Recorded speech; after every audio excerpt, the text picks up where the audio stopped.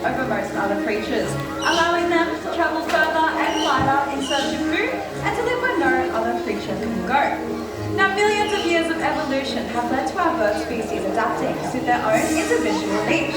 And the First Nation people of Australia, they have formed connections with all creatures that have roamed these lands. They witnessed animals that once swam in our seas, walked our lands, but today they have taken flight across our Australian skies. Well, good afternoon, everybody, and welcome to Currumbin Wildlife Sanctuary, and an extra special welcome to our Wild Skies Free Flight Bird Show. My name is Jess. My name is Aiden. And along with the team out the back, today we're going to be introducing you to some incredible feathered ambassadors. So we've already met Brain, our humble galah, and a cheeky little chicken pavlova running across stage. But next up we're going to be introducing you to some of our raptor species. This will be Cinder and Brooke, and they are our black kites. Yeah, that is right. And when they join us out here this afternoon, we're going to be able to put on display some really cool feeding techniques. Now, there may only be two of them that are going to join us out here this afternoon. However, our black kites, they're the most abundant species of raptor that you can find, not just here in Australia.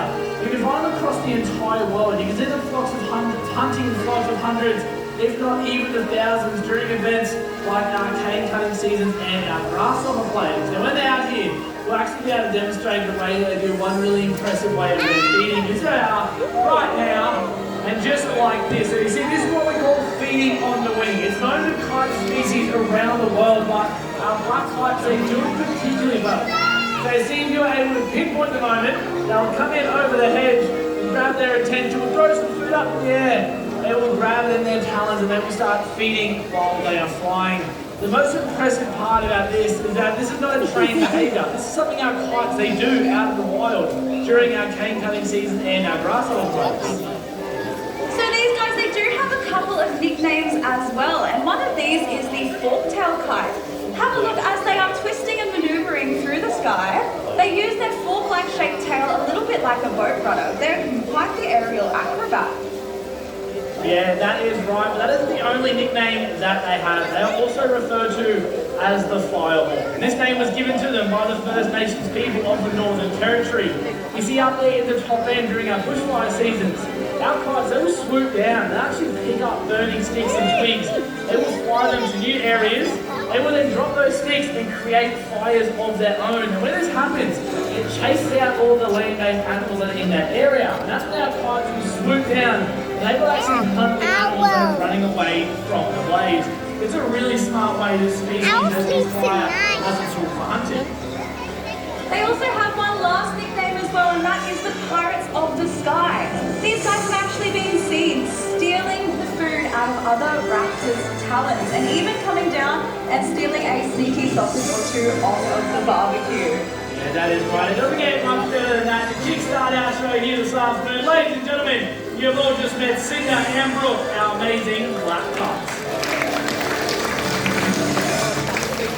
Like you see, our coastal waterways. Here on the Gold Coast, we aren't known for our deserts. We are known for our beaches and the beautiful birds that live upon them. Now, I am obviously referring about the feathery kind. There is one of them that reigns supreme.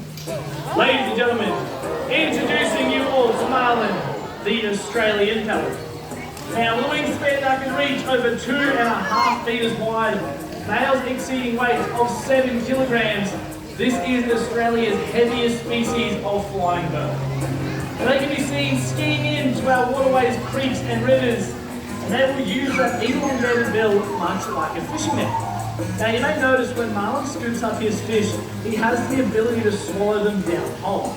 But how on earth does he do this? Well, you see, pelicans like him, they have a 3-chambered stomach, so they do all of the chewing and digesting for him. And with that enormous bill, he can do it with absolute ease. Now you see, this way of fishing, it is of course effective, but it does unfortunately allow our beautiful water birds, just like Marlin, to being caught and entangled in our active and out of skies fishing line. However, just by picking up rubbish around our waterways, it goes a long way to protecting our ecosystem, but of course all of our marine life in it as well. And why on earth would you want to cause harm to a beautiful bird like Marlin, especially when he even knows the pelican struggle? Ladies and gentlemen,